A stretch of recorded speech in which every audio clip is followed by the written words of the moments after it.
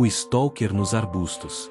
Namoro minha namorada há 3 anos, vou chamá-la de Nick.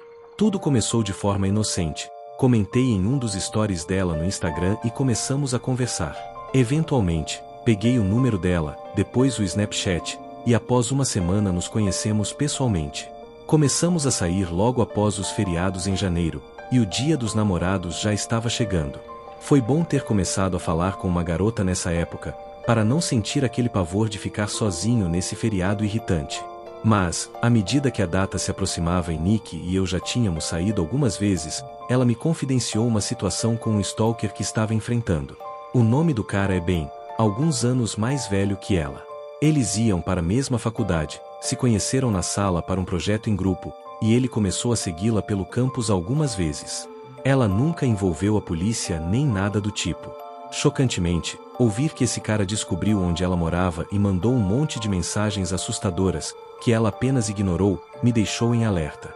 Ela disse que nunca o bloqueou porque queria ver até onde ele iria sem se tocar. Quando perguntei por que ela decidiu me contar isso logo agora, ela revelou que ele havia voltado a procurá-la, especificamente por causa do Dia dos Namorados. Ele começou a intensificar as mensagens de texto. Ela continuou ignorando, mas ele elevou o nível e deixou uma caixa de chocolates na porta da casa dela. Ela sabia que era dele porque o doente mandou uma mensagem dizendo: "Espero que goste do presente que deixei para você." Foi então que ela decidiu dar um fim naquilo e mandou um texto longo dizendo que ele precisava de ajuda, que estava saindo com alguém e que ele a deixasse em paz. Ela estava morrendo de medo de que ele tivesse conseguido o endereço a seguindo até em casa. Fiz o meu melhor para garantir que eu a protegeria. Alguns dias se passaram, e Nick me enviou um print preocupante. Era uma mensagem de um número falso perguntando se o cara com quem ela estava saindo era eu. Ele escreveu o meu nome. Agora me senti envolvido. Até aquele ponto, esse cara era apenas um sujeito assustador e insistente. Mas agora, mandava mensagens de números falsos me ameaçando. Disse a ela que a acompanharia até a delegacia se ele entrasse em contato de novo. Chegou o Dia dos Namorados. Fomos jantar em um restaurante à beira d'água. Sentamos na varanda e, enquanto comíamos, notamos um cara sentado em um banco no estacionamento. Ele estava com um boné puxado sobre o rosto de forma suspeita. Nick fez uma piada, e se for o bem. Rimos. Mas então, o homem inclinou a cabeça na nossa direção, nos encarou e, em segundos, levantou-se e foi embora apressado. Já não estávamos rindo. Depois do restaurante, os pais dela estavam em casa, então fomos para o meu lugar. Estávamos no sofá, e o clima estava esquentando, quando Nick se afastou bruscamente e sussurrou: "O que foi isso?" Eu também ouvi. Um barulho vindo do quintal dos fundos. Fui para fora calçando meus chinelos, achando que seria um guaxinim. Então descobri a fonte do estrondo. Minha pilha inteira de cadeiras de praia, que estava escorada na parede, havia sido derrubada. Não tinha nenhuma brisa naquela noite. Olhei em volta e, instantaneamente, minha visão travou em uma silhueta alta escondida nos arbustos do muro. Eu gelei e perguntei: "Quem é?" O sujeito não respondeu, mas começou a sair dos arbustos correndo na minha direção. No instinto, entendi aquilo como um ataque e avancei. Derrubei-o no chão enquanto ele ainda tropeçava nos galhos e gritei para ele ficar no chão.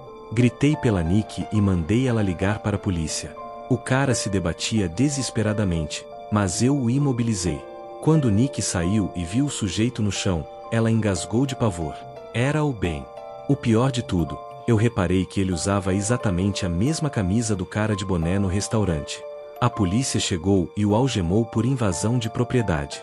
Aproveitando o momento, Nick mostrou aos policiais todas as mensagens obsessivas. Ele foi fichado e indiciado por perseguição e assédio. A Nick conseguiu uma ordem de proteção, e se ele pisar perto dela novamente, vai direto para a cadeia. Ele foi a definição pura de um doente. Graças a Deus ele nunca mais voltou.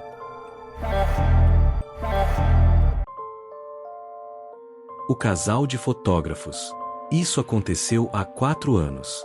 O Dia dos Namorados estava chegando, e meu namorado e eu planejamos um jantar romântico. Enquanto caminhávamos para o restaurante, notamos um casal do lado de fora nos encarando fixamente de um jeito muito bizarro. Ignorei.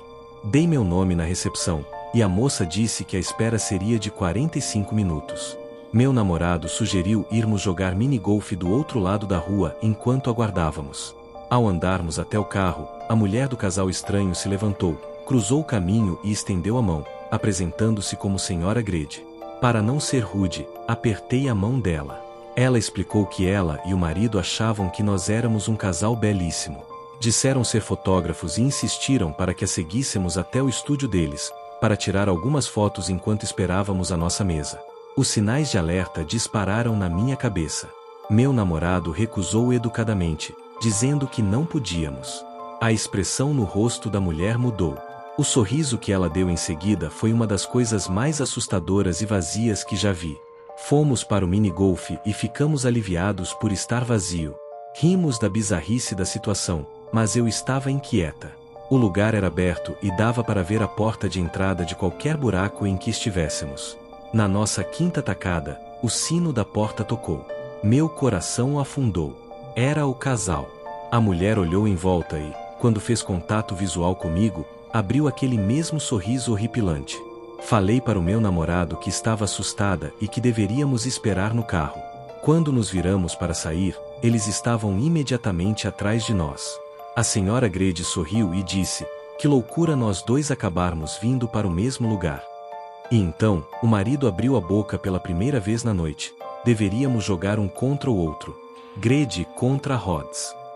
O coração do meu namorado parou na hora. O sobrenome dele era Rhodes. Nós nunca dissemos nossos sobrenomes.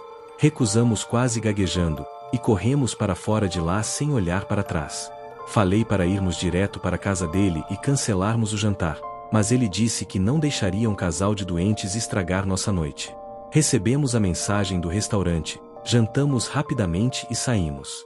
O caminho para a casa do meu namorado passa por uma estrada longa, muito escura e totalmente isolada por árvores de ambos os lados. Assim que pegamos a estrada, notamos faróis grudados na nossa traseira. Meu namorado cortou o caminho e entrou no estacionamento de uma farmácia bem iluminada para ver se o carro seguiria. O carro sumiu. Achamos que tínhamos despistado e voltamos para a estrada escura. Com uns 5 minutos dirigindo na floresta, ouvimos um estrondo ensurdecedor. 2 dos nossos pneus dianteiros estouraram ao mesmo tempo. Meu namorado olhou para o chão da estrada, percebeu o que tinha acontecido e gritou: "Sai do carro agora! Não temos muito tempo antes que eles cheguem." Ele desligou o motor, apagou todas as luzes, e nós corremos em direção à mata escura. Nos abaixamos atrás de arbustos espessos e ele cobriu minha boca. Ele ligou para o número de emergência e sussurrou nossa localização e que estávamos sendo caçados.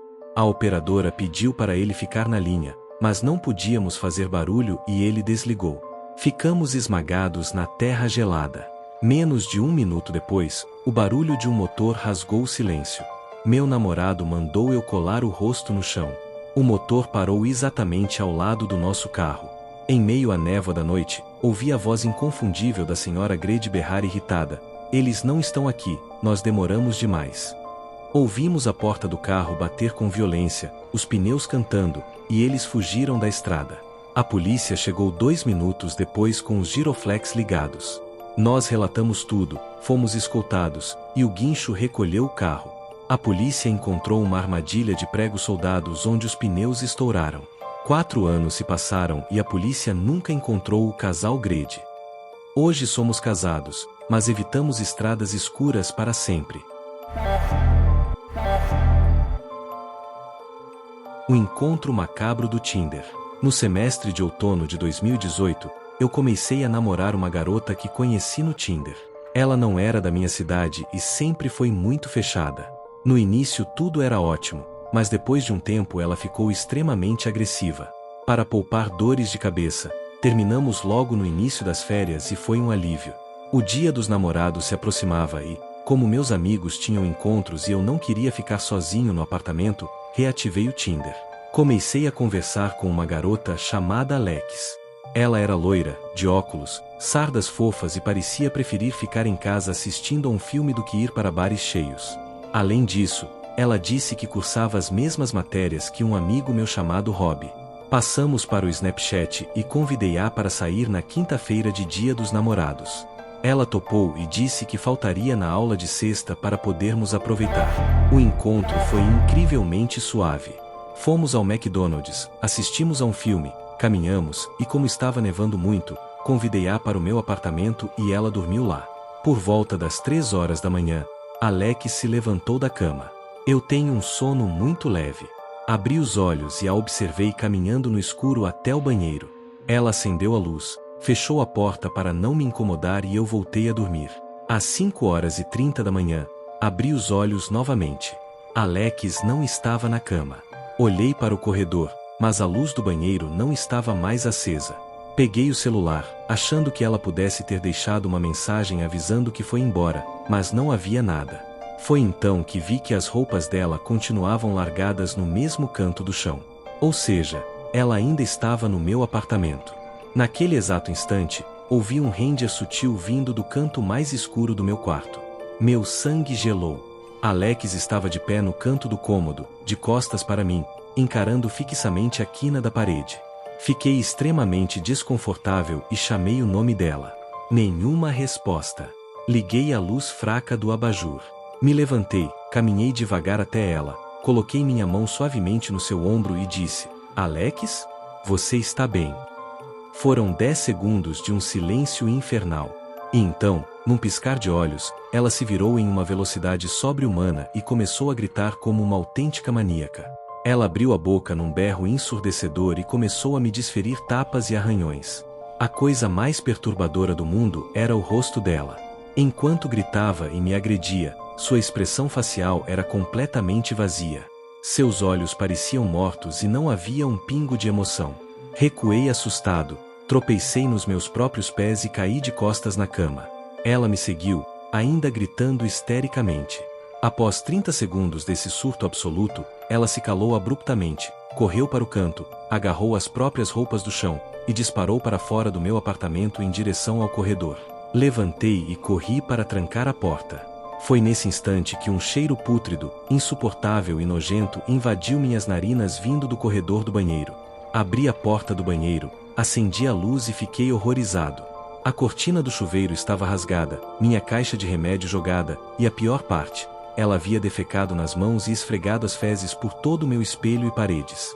Liguei para a polícia tremendo de nojo e terror. Quando o oficial chegou, me pediram as fotos dela do Tinder ou do Snapchat, mas as contas já tinham sido apagadas e bloqueadas.